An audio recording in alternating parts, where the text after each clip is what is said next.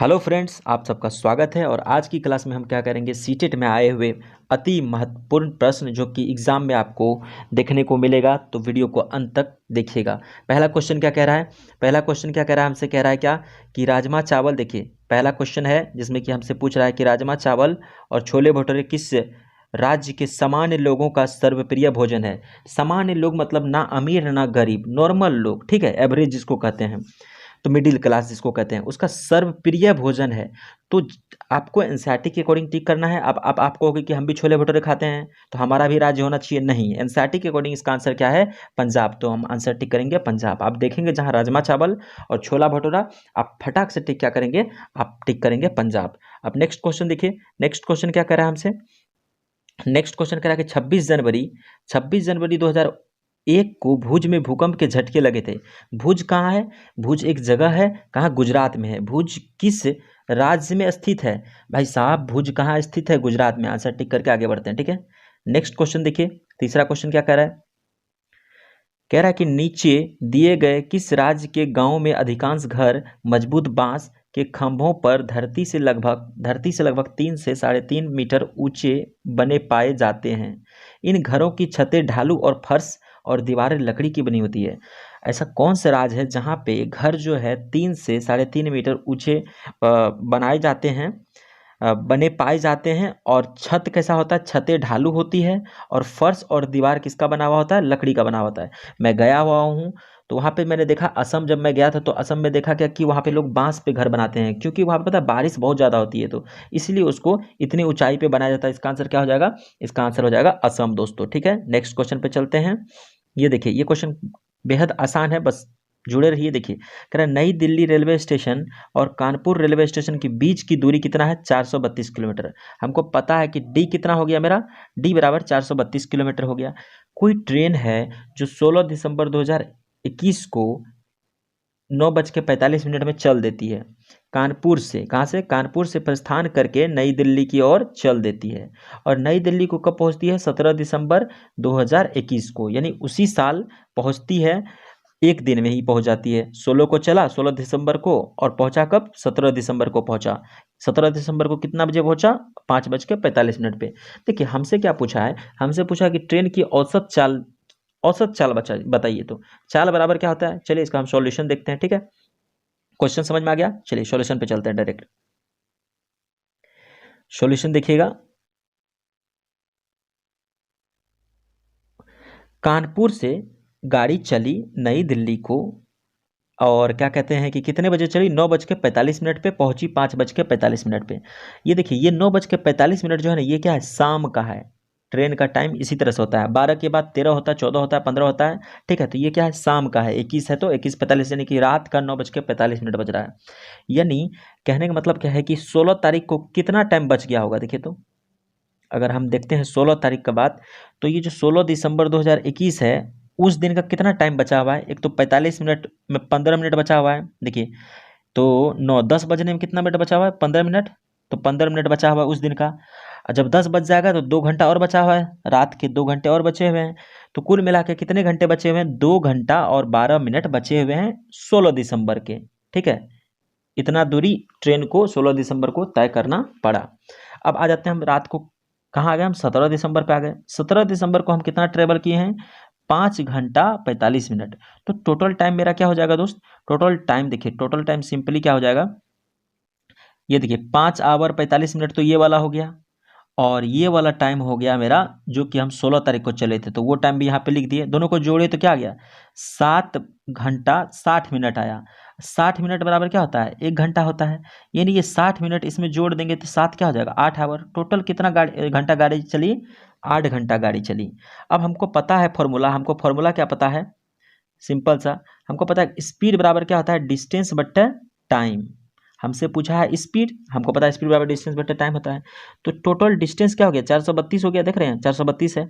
Time क्या हो गया? 8 आवर हो गया, लिख दिया 8 आवर, ठीक है। अब देखिए क्या किए हम, 8 से जब हम काटे हैं इसको, ऊपर वाले को, तो कितना मरते हुए कटा है? 54 मरते हुए। देखिए कटा है ना, 54 मरते कट गया। और फिर लगे हाथ हम क्या किए, यहाँ मेरा आंसर किलोमीटर पर आवर में आ रहा है, लेकिन आंसर मेरा किलोमीटर पर आवर में आ रहा है, क्योंकि दूरी तो किलोमीटर में दिया है और आवर भी मेरा जो टाइम है आवर में है। तो इसको जब भी किलोमीटर आवर हो, इसको मीटर पर सेकंड में कन्वर्ट करने के लिए क्या करते हैं हम, मीटर सेकंड पर सेकंड में कन्वर्ट करने के लिए 5/18 से हम गुना करते हैं।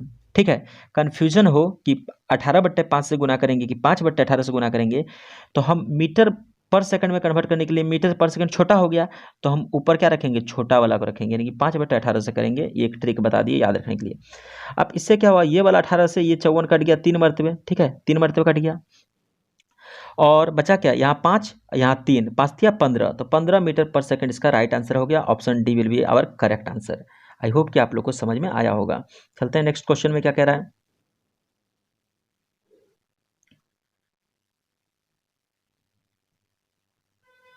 ये ट्रेन वाला क्वेश्चन हम कर लिए ना। अब देखिए 65 नंबर क्वेश्चन भी काफ़ी आसान है और एक क्वेश्चन तो फिक्स आएगा ही आएगा, क्योंकि मेरे अभी जो मैं एग्जाम दिया हूँ उसमें भी पूछा गया है। कह रहा है कि कक्षा 5 की पर्यावरण अध्ययन की एनसीईआरटी की पाठ्य पुस्तक में छपे गोलकुंडा के किले के मानचित्र में पैमाने इस प्रकार दिया गया है कि, कह रहा है कि 1 सेंटीमीटर बराबर, सिंपल सा बात समझिए, कह रहा है कि 1 सेंटीमीटर बराबर 110 मीटर है। कह रहा है कागज़ में हम 110 सेंटीमीटर थोड़ी ड्रॉ कर पाएंगे, तो वहाँ पे हम 1 सेंटीमीटर ड्रॉ कर दिए हैं और उसी को क्या मान लिया है कि 1 सेंटीमीटर किसके बराबर है, 110 मीटर के बराबर है। यदि मानचित्र पर फतेह दरवाजा और क्या है, पतनचेरू दरवाजे के बीच की मापी गई दूरी कितना है, 15.5 सेंटीमीटर, तो इन दोनों दरवाजों के बीच कम से कम दूरी होगी। तो हमको ये तो इंडिकेट कर दिया हमको कि 15.5 सेंटीमीटर है, तो इसको हमको कन्वर्ट किस में करना है, मीटर में करना है, ये दिया गया कंसेप्ट के अकॉर्डिंग। तो चलते हैं हम इसको सॉल्व करते हैं सिंपली। वीडियो को अंत तक देखिएगा, बने रहिएगा, ठीक है ना, सब सही ही होगा, देखा जाएगा जो होगा। अब देखिए बहुत सिंपल सा क्वेश्चन कैसे हो गया ये। 1 सेंटीमीटर किसके बराबर है, 110 मीटर के बराबर है, हम ये लिख लिए। अब हमको पूछा था कि 15.5 सेंटीमीटर किसके बराबर होगा, तो हम क्या किए, ये वाला जो इक्वेशन था ना, इसमें क्या किए, 1 सेंटीमीटर को हम 15.5 सेंटीमीटर 15.5 से गुना कर दिए। ये 1 सेंटीमीटर को हम 15.5 से गुना कर दिए, तो मेरा क्या हो गया, इधर 15.5, इधर मेरा क्या आ गया, इधर मेरा 15.5 आ गया, और इसी का वैल्यू हमको मीटर में जानना था। ठीक है, तो यहाँ पे क्या था, 1 सेंटीमीटर बराबर 110 मीटर था, तो 110 मीटर में भी तो अगर 15.5 से इधर गुना किए हैं लेफ्ट साइड में, तो राइट साइड में भी करेंगे गुना, जाहिर सी बात है, करेंगे कि नहीं करेंगे। अब देखिए जब गुना किए तो ये पॉइंट हटा, तो नीचे क्या आ गया, नीचे आ गया 10, आ गया ना। अब ये 0 से ये 0 खत्म, यहाँ क्या बचा दोस्त, ऊपर पे 155 इंटू 11, 155 गुना 11 करोगे तो क्या आ जाएगा, 1705 आ जाएगा मीटर। अब हमको आंसर दिया है किलोमीटर में, तो हम 1000 से डिवाइड मार दिए। जब 1000 से डिवाइड मारेंगे तो क्या आ जाएगा मेरा आंसर, 1.705 किलोमीटर होगा। तो C will be our correct answer. I hope कि आप लोग को समझ में आ रहा है। धीरे धीरे और भी चीज़ें कोशिश करेंगे इंप्रूव करने की। नेक्स्ट क्वेश्चन पे चलते हैं हम, कहाँ, 65वां हो गया। अब 66 देखिए, काफ़ी आसान क्वेश्चन है। ये क्वेश्चन आपसे पूछे ही जाएंगे, फिक्स है, फिक्स है, लिख के ले लो कि आपसे पूछे ही जाएंगे मेरे दोस्त। करा मुख्तारपुर पोचमपल्ली जिले का एक गांव है। मुख्तारपुर क्या है, पोचमपल्ली जिले का एक गांव है।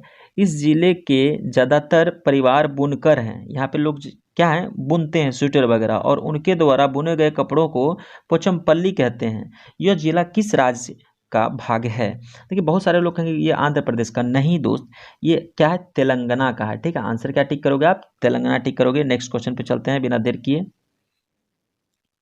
कह रहे नीचे दिए गए किस शहर में केवल एक प्रकार की खजूर के ही वृक्ष दिखाई देते हैं।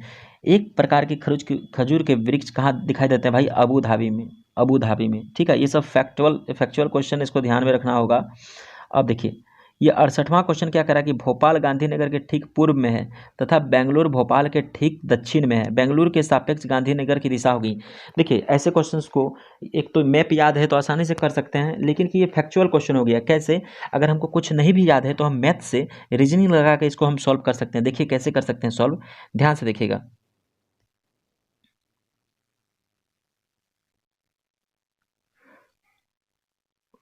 हमसे क्या कहा है, हमसे कहा है कि भोपाल गांधीनगर के ठीक पूर्व है। भोपाल देखिए, पहले सबसे पहले बात देख लीजिए, ऊपर क्या होता है नॉर्थ, नीचे साउथ, इधर वेस्ट, इधर क्या होता है वेस्ट, और इधर क्या होता है ईस्ट होता है। तो कह रहा कि डायरेक्शन समझ में आ गया, नॉर्थ साउथ वेस्ट ईस्ट। ठीक है, ये उत्तर दक्षिण इधर पूरब इधर पश्चिम। क्वेश्चन पढ़िए, भोपाल गांधीनगर के ठीक पूर्व में है। भोपाल कहाँ है? भोपाल गांधीनगर के ठीक पूर्व में है। ये देखिए भोपाल हो गया, गांधीनगर के पूर्व में है, ठीक बात है। तथा बेंगलुरु भोपाल के ठीक दक्षिण में है। ये देखिए ये क्या होगा, बेंगलुरु भोपाल के ठीक कहाँ है? दक्षिण में है, ठीक बात है। बेंगलुरु के सापेक्ष गांधीनगर की दिशा होगी। अब बेंगलुरु जो यहाँ है इसके सापेक्ष गांधीनगर की दिशा किधर है? देखिए आपको दिशा देखना, देखिए इधर है, तो ये किसके बीच में आ जाता है? नॉर्थ और वेस्ट के बीच में आ जाता है। नॉर्थ वेस्ट के बीच में आ जाता है, तो हमारा आंसर क्या हो जाएगा? हमारा आंसर देखिए सी हो जाएगा, यानी कि उत्तर पश्चिम। समझ में आ गया होगा आई होप। अब चलते हैं नेक्स्ट क्वेश्चन पे। अब देखिए बहुत ही इंपॉर्टेंट क्वेश्चन मैं बताने जा रहा हूँ। ये क्वेश्चंस आपको पूछे ही जाएंगे एग्जाम में, लिख के ले लीजिए कि आपसे पूछे ही जाएंगे दोस्त। नीचे दिए गए कितना नंबर हम लोग आ चुके थे, ये कर खजूर वाला कर लिए थे क्वेश्चन। अब चलते हैं हम 69 पे। देखिए ये क्वेश्चन काफ़ी इंपॉर्टेंट है, ये वाला क्वेश्चन काफ़ी इंपॉर्टेंट है, काफ़ी। पीतल पूछा है, ब्रास। देखिए ब्रास किसका मिश्रण है? ब्रास जब भी पूछे तो ये क्या होता है? कॉपर और जिंक होता है। अगर आपसे ब्रास पूछे तो आप क्या टिक करोगे? ब्रास या पीतल? आप ये बोलना कि ब्रास या पीतल क्या है? यह है कॉपर और जस्ता का मिश्र धातु है, ठीक है।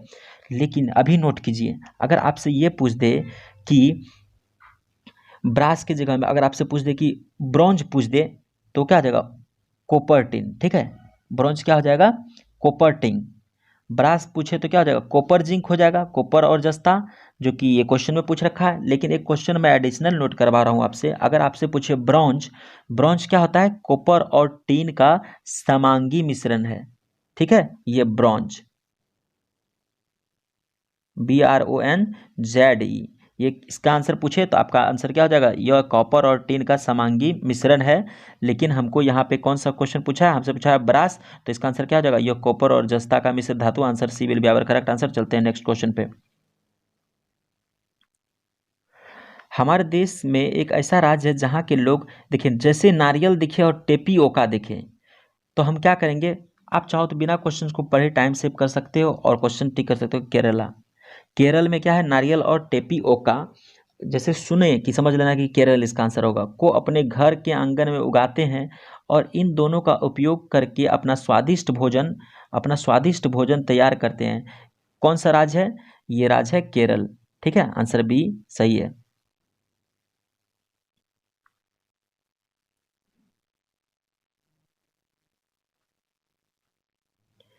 तो नेक्स्ट क्वेश्चन देखिए, नेक्स्ट क्वेश्चन हमारा क्या है?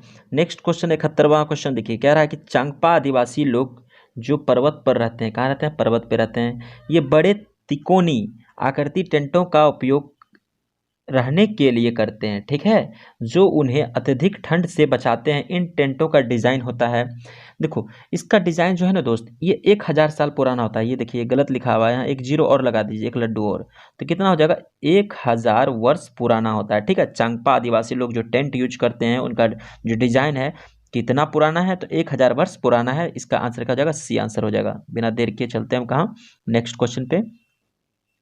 कह रहा है हमारे देश में राज्यों की संख्या क्या होगा? भाई साहब कितने राज्य हैं? 28 राज्य हैं और 8 क्या है? केंद्र शासित प्रदेश हैं।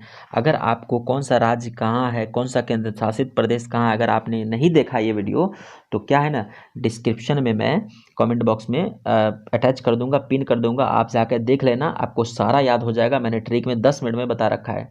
अब नेक्स्ट क्वेश्चन देखिए, अब देखिए आ भी गया, उससे रिलेटेड क्वेश्चन भी आ गया। नीचे दिए गए 3 राज्यों के समूह को चुनिए जिसके सभी राज्यों के समुद्र तट बंगाल की खाड़ी पर है। देखिए एक तरफ हो गया क्या? बंगाल की खाड़ी, एक तरफ हो गया अरब सागर। लेफ्ट साइड में क्या हो गया? अरब सागर, और राइट साइड में क्या हो गया? बंगाल की खाड़ी। अब कह रहा है कौन सा राज्य है, तो आपको याद नहीं होगा। तो इस क्वेश्चन को करने के लिए सिर्फ 10 मिनट का वीडियो है, कमेंट बॉक्स में लगा हुआ, जा करके देख लीजिए, आपको पूरा याद हो जाएगा। तो भाई साहब पहला ही देखिए, उड़ीसा, आंध्र प्रदेश और तमिलनाडु। अंधा की तरह नाटक करने लगा था, उड़ने लगा था, और तमिलनाडु, तो यानी कि ए, उड़ीसा, आंध्र प्रदेश और तमिलनाडु क्या है? Is our correct answer. ये जो है ना बंगाल की खाड़ी जो है उससे अटैच है, ये तीनों राज्य का जो सीमा जो है अटैच है, ठीक है। तो आंसर क्या हो जाएगा? ए, अभी ए सही आंसर हो जाएगा। चेराऊ, देखिए चेराऊ जो है कहाँ का लोक नृत्य है? चेराऊ जो है दोस्त मिजोरम का लोक नृत्य है, ठीक है। सिंपल सिंपल क्वेश्चन है, ज़्यादा नहीं रुकेंगे इस पे, टिक करते चलेंगे, आगे बढ़ेंगे। हमारे देश में एक ऐसा क्षेत्र जो ऊंचा, सूखा और समतल है, कैसा है, ऊंचा है, सूखा है और समतल है और ठंडे रेगिस्तान के नाम से जाना जाता है। अब देखिए ठंडा आ गया, देखिए तो क्या हो सकता है, वहाँ वर्षा बहुत कम होती है, वर्षा भी कम होती है। यहाँ बर्फ के ढके पर्वत और सूखे ठंडे सपाट मैदान है। तो इसका आंसर क्या हो जाएगा, इसका आंसर लेह लद्दाख हो जाएगा दोस्त। ठीक है, सबसे ऊपर में टॉप में ये लेह लद्दाख है। प्राथमिक स्तर पर पर्यावरण अध्ययन की प्रकृति है।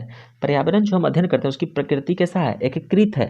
ठीक है, सबको एक में समाहित कर गया है। ठीक है, सब मिला जुला के एकीकृत है, यूनिटरी।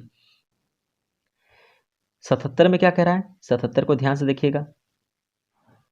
कह रहा दिए गए कथनों में से कौन सा ईवीएस सीखने के लिए राष्ट्रीय पाठचर्या रूपरेखा 2005 की सिफारिश है। देखिए ईवीएस में जो है ना राष्ट्रीय पाठचर्या की रूपरेखा जो 2005 है उसमें क्या सिफारिश किया गया। देखिए पहला ऑप्शन देखते हैं, सीखने के लिए स्कूल, घर और समुदाय के बीच सुनिश्चित सीमाएं होनी चाहिए। देखिए ये क्या कर रहा है, सीमाएं की बात कर रहा है। तो सीमाएं क्या नेगेटिव टर्म हो गया, सीमाएं नहीं होनी चाहिए कि बच्चा को यही करना चाहिए वही करना चाहिए, ज़्यादा नौटंकी नहीं, बच्चे को छोड़ दो, जो करना है वो करेगा, आगे बढ़ेगा। अब देखिए बी ऑप्शन, देखिए कितना मजेदार बी ऑप्शन बनाया है। कैसे, रटकर सीखने को हतोत्साहित करना। रटकर देख के लोग क्या कर देगा, इसको समझेगा कि नेगेटिव नहीं, रटकर सीखने को हतोत्साहित करना। जो रटने की जो कला है, जो मतलब कि रट के पढ़ाई होती है उसको हतोत्साहित करना, यानी ये पॉजिटिव हो गया। तो बी हो जाएगा। किताब शिक्षा से प्रस्थान, किताबी शिक्षा से बाहर निकल के हमको सारी तरह की जानकारी बच्चों को प्रोवाइड करनी है। अब देखिए चौथा ऑप्शन क्या कह रहा है, चौथा ऑप्शन क्या कह रहा है कि स्कूल में बच्चों के जीवन को स्कूल के बाहर के जीवन से जोड़ा जाना चाहिए। बिल्कुल, तो हमारा देखिए इसमें से ऑप्शन ए को छोड़ करके ये सब क्या हो गया, सब पॉजिटिव हो गया। देखिए कहाँ पे है ये बी सी डी कहाँ पे है दोस्त, देखिए तो बी सी डी कहाँ पे है, कौन से ऑप्शन पे, ये option D will be our correct answer. 78 पे देखिए क्या कह रहा है, 78 पे कह रहा है कि पर्यावरण स्तर पर पर्यावरण अध्ययन का उद्देश्य निम्नलिखित में से कौन सा हो सकता है। ऑप्शन पढ़ते हैं आराम से हम बिना घबराए हुए। विशेष रूप से प्राकृतिक पर्यावरण के संबंध में बच्चों की जिज्ञासा और रचनात्मक का पोषण करना। बिल्कुल सही बात है भाई, बच्चा का जो है प्राकृतिक पर्यावरण के संबंध में बच्चे की जिज्ञासा और रचनात्मक का पोषण करेंगे हम, तो उसको बढ़ाएंगे। पर्यावरण के मुद्दों के बारे में जागरूकता विकसित करना, बिल्कुल जागरूकता हम विकसित करेंगे ताकि क्या हो, बच्चे का दिमाग सोच डेवलप हो, विकसित हो। अब देखिए सी ऑप्शन क्या कह रहा है, बच्चों को खोजपूर्ण और व्यवहारिक गतिविधियों में शामिल करना। खोजपूर्ण एक पॉजिटिव टर्म है, बिल्कुल उसको खोजपूर्ण का मौका देंगे, व्यवहारिक गतिविधि में शामिल करेंगे। बच्चों को ज्ञान के एक निश्चित निकाय के प्राप्तिकर्ता के रूप में देखना, नहीं भाई, उसको इनएक्टिव हम निश्चित निकाय के, निश्चित आ गया, उसको क्या कर दिए कि हम मतलब सीमित कर रहे हैं, नहीं, बच्चों को सीमित नहीं करना है, उसको उड़ने दो, जो जितना उड़ेंगे वो उतना अच्छा हमारे देश के लिए होगा। ठीक है, तो इसका आंसर क्या हो जाएगा, बी। देखिए तो A B C is our correct answer. बहुत ही आसान है। देखिए प्राथमिक स्तर पर पर्यावरण अध्ययन की शिक्षा शास्त्र के संबंध में निम्नलिखित में से कौन सा कथन सत्य है। बाल केंद्रित, पहला ही ऑप्शन देखिए कितना आसान दे रहा है कि बाल केंद्रित, यह किताबी नहीं, किताबी नहीं होगा। इसमें शिक्षक शिक्षक के रूप में शिक्षक शामिल हैं, ये भी बेकार है। प्रशिक्षक के रूप में शिक्षक शामिल है, ये भी बेकार टर्म हो गया। यह पुनः प्राप्ति प्रथाओं पर केंद्रित है, नहीं भाई, बाल केंद्रित जहां देखेंगे बस बच्चा ही भगवान है, आंसर टिक कर देंगे। तो इसका क्या आंसर टिक कीजिएगा, इसका आंसर क्या हो जाएगा, ये बाल केंद्रित है। ठीक है,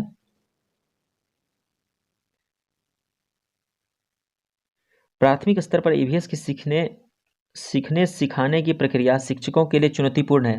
देखिए बच्चों को पढ़ाने के लिए शिक्षक के लिए क्या चुनौतीपूर्ण हो सकता है, पढ़ते हैं पहले देखिए, बच्चों के लिए रचनात्मक और पहल करने के लिए, बच्चों को रचनात्मक और पहल करने के लिए ये चुनौतीपूर्ण हो सकता है कि बच्चा को रचनात्मक बनाना एक चुनौती है, ये सभी कोई नहीं कर सकते हैं। ये शिक्षक के लिए एक चुनौती है कि बच्चों के लिए रचनात्मक और पहल करने के लिए योग्य बनाना, ये एक चुनौती है।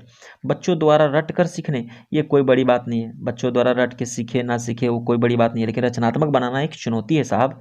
अवधारणाओं का वर्णन करने के लिए नहीं, वर्णन करने में क्या चुनौती है, कोई चुनौती नहीं है। ईवीएस पाठ्य पुस्तकों को सीखने के एकमात्र संसाधन के रूप में उपयोग करने के लिए, एकमात्र नहीं भाई, सीखने के लिए लोग कहीं से भी सीख सकता है। तो सबसे बेस्ट ऑप्शन क्या हो गया, देखिए रचनात्मक टर्म दिख रहा है ना कि रचनात्मक बनाना बच्चों को, तो ये बहुत इंपॉर्टेंट है। तो हमारा आंसर क्या हो जाएगा, A will be our correct answer दोस्त।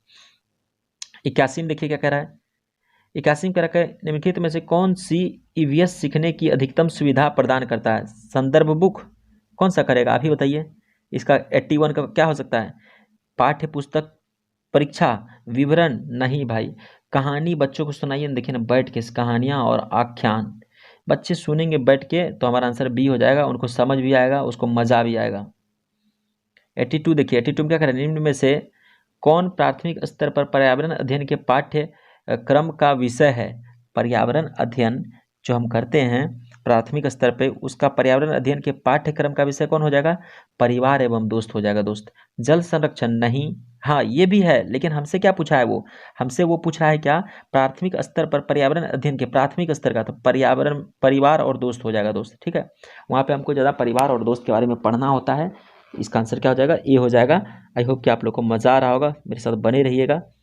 देखिए 83 क्वेश्चन बहुत ही इंपॉर्टेंट है हमारे लिए। इंपॉर्टेंट इसलिए है, देखिए ईवीएस सीखने में क्रियाकलापों को करके सीखने का अनुभव प्रदान करने के लिए आयोजित किया जाता है। क्रियाकलाप हम आखिर बच्चों को क्यों कराते हैं, क्यों कहते हैं कि खिला के पढ़ाओ? ऑप्शन देखिए, साइकोमोटर कौशल विकसित करने के लिए। साइकोमोटर बिल्कुल करने के लिए, करेंगे कि नहीं करेंगे बताइए? कर सकते हैं, साइकोमोटर कौशल को विकसित करने के लिए। ऑप्शन ए बिल्कुल सही है।